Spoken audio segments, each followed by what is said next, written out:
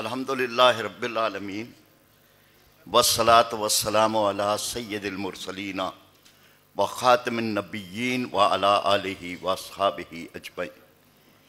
قابل احترام ڈاکٹر حسین محی الدین صاحب، قائدین کرام، ڈاکٹر صاحب سے میرا تعلق، میری دوستی، میرا اور ان کا باہمی احترام 2-4 برس کی بات نہیں، یہ نصف صدی کا قصہ ہے۔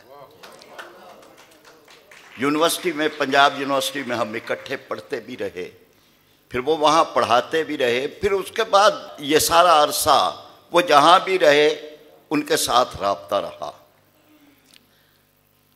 ان کی شخصیت کے اندر کوس قضا کے 7 رنگ موجود ہیں، اور ابھی آپ سن رہے تھے وہ مفسر بھی ہیں، محدث بھی ہیں، فقیہ بھی ہیں، استاد بھی ہیں، اور تصوف، اور یہ تصوف وہ نہیں ہے جس کو اقبال نے کہا تھا کہ مجھے تو خوش نہ آیا یہ طریق خانقاہی۔ یہ تصوف وہ ہے جسے اقبال نے کہا کہ نکل کر خانقاہوں سے ادا کر رسم شبیر۔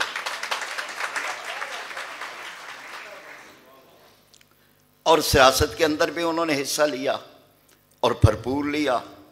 طاہر القادری صاحب نے یہ بتا دیا کہ سیاست جو ہے وہ دنیاوی کام نہیں ہے، وہ ایک دینی کام ہے، اور خود اللہ کے نبی صلی اللہ علیہ وسلم نے ایک اسلامی حکومت قائم فرمائی۔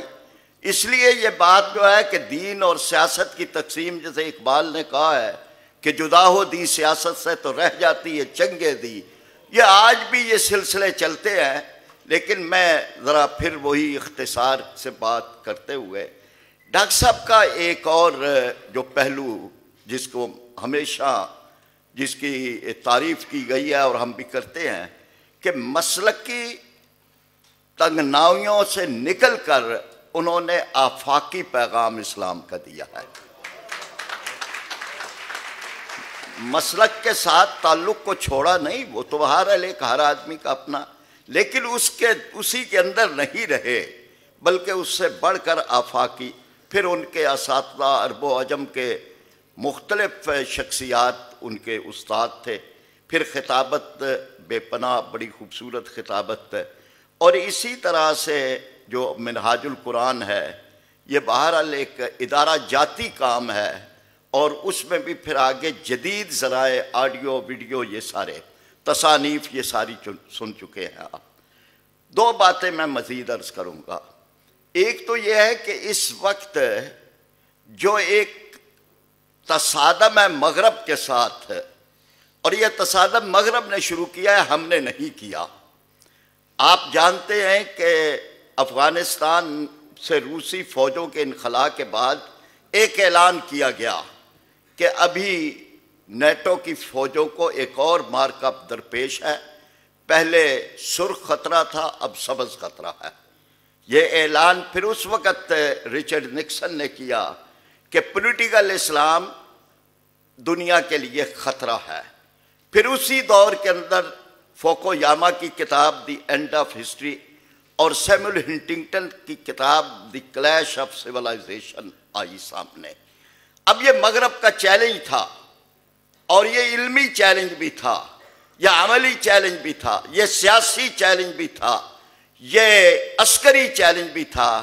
بدقسمتی سے ہمارے ہاں جو حکومتیں تھیں، کوئی فوجی تھی، کوئی جبہ و دستار والی تھی، کوئی بادشاہتوں والی تھی، کسی نے اس کا جواب نہیں دیا، اور اس کا نتیجہ یہ ہے کہ آج ویسٹ کے مقابلے میں بہت کم ہمارے پاس علمی سرمایہ ہے، اور میں یہ سمجھتا ہوں ڈاکٹر طاہر القادری صاحب نے بھی ویسٹ کے مقابلے میں اسی کی ڈکشن میں، اسی کی زبان میں، اسی کے لب و لہجہ میں، اسی کی علمی بصیرت کے اندر انہوں نے کام کیا۔ اور خاص پہلو یہ ہے کہ جتنی بھی ان کی کتابیں پڑھیں، ہمیں یہ بات محسوس ہوتی ہے کہ انہوں نے فہم و فراست کی دہلیز پر ہمیشہ ایمان اور یقین کے چراغ روشن کیے۔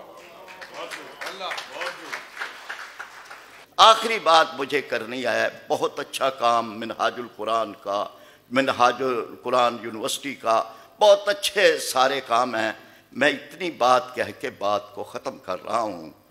ویسے تو وہ ڈاکٹر صاحب جدید اور قدیم و علوم کے ماہر تھے، اور مولانا مودودی صاحب نے جو اپنی کتاب میں اسلام کا نظریہ تعلیم دیا ہے وہ یہی ہے کہ ایک نوجوان کا یہ حق ہے کہ اس کی دونوں آنکھیں سلامت ہوں، دین والی آنکھ بھی اور دنیا والی آنکھ بھی. اور یہی آپ کا بھی یہ منہاج القرآن کا بھی یہی مشن ہے. تو میں اسی پہ بات ختم کر رہا ہوں کہ قلم اٹھائے ہوئے قافلے جوانوں کے، قلم اٹھائے ہوئے قافلے جوانوں کے متاع علم و ہنر تجھ سے لینے آئے ہیں.